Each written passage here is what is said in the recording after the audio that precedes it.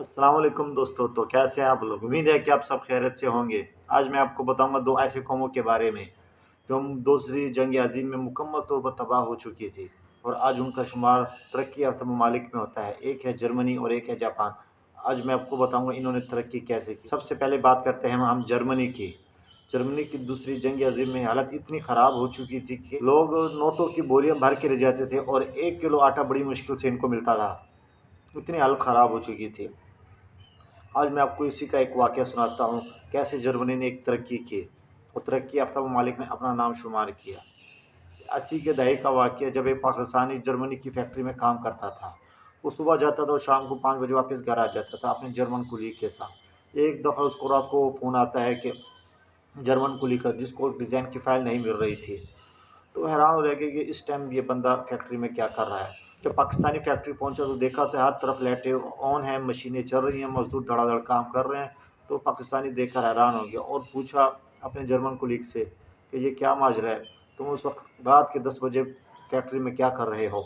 तो German colleague ने कहा, तुम्हें नहीं पता, हम जर्मनी रात को भी काम करते हैं। हम जब शाम को घर जाते हैं 2-3 घंटे या 4 घंटे घर वालों के साथ गुजारते हैं, खाना खाते हैं, बीवी बच्चों के साथ थोड़ा सा टाइम स्पेंड करते हैं, फिर रात को 10 बजे आते हैं और 12 बजे तक काम करते हैं। ये हम सब जर्मनी की आदत है। जर्मनी का सरकारी अदारा हो या गैर सरकारी अदारा हो, हर कोई रात के टाइम भी काम करता है और हर कोई इसको अपनी ड्यूटी समझ कर करता है। तो पाकिस्तानी पूछा, तुम्हें इसका क्या फ़ायदा है। उसके ऐसे में हमारा फ़ायदा नहीं है, हमारे कौम का फ़ायदा है। दूसरा, काम करने से हमारी महारत में इजाफा होता है। तो पाकिस्तानी पूछा, जैसे क्या तुम्हें फैक्ट्री का मालिक तुम्हें इसका मुनाफा देता है। तो उसने कहा, नहीं, इसका मुनाफा हम नहीं लेते, हम ये अपनी जिम्मेदारी और नेशनल ड्यूटी समझ कर करते हैं। तो जर्मन कुलीग ने कहा कि मैं कमाऊँ या मेरा मालिक कमाए, फ़ायदा तो कौम का ही होता है। अगर मालिक ज़्यादा कमाता है तो उसको ज़्यादा बचत होगी, तो वो एक दूसरी फैक्ट्री बनाएगा, एक नई फैक्ट्री बनाएगा, जिससे हमारे ही लोगों को नौकरियाँ मिलेंगी। मेरे चाचा, भतीजा, भांजे, बेटे, इनको नौकरियाँ मिलेगी। इससे कौम को ही फ़ायदा होगा और बेरोज़गारी ख़त्म होएगी। दूसरी बात जिसको मैं सुनकर बहुत हैरान रह गया, वो थी इनके वक्त की पाबंदी। अगर ये रात को क्लब में जाते, शराबे पीते, डांस करते और लड़खड़ाते हुए भी घर जाते थे, तो पाकिस्तानी कहता था, मुझे नहीं लगता था कि ये वक्त पे फैक्ट्री पहुंच जाएंगे।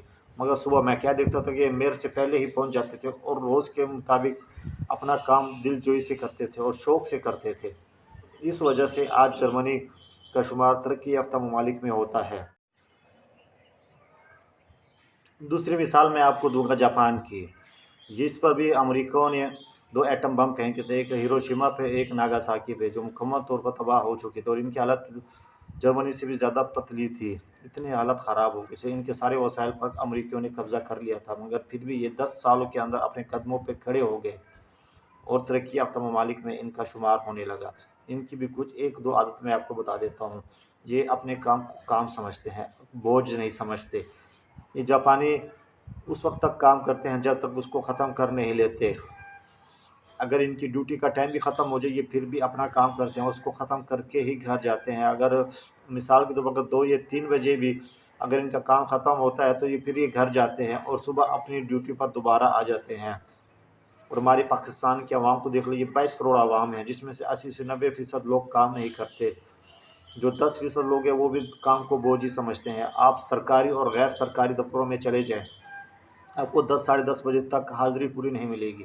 जब तक हाज़िरी पूरी होती है, नमाज़ का टाइम होता है, हम नमाज़ पढ़ते हैं, नमाज़ पढ़ कर आते हैं, फिर हमें खाने का टाइम होता है, हम खाना खाते हैं, तो उस वक्त 4-5 बज जाती है। जब 4-5 बज जाती है तो हम दफ्तर या फैक्ट्री से ऐसे निकलते हैं जैसे फैक्ट्री में या दफ्तर में आग लगी हो।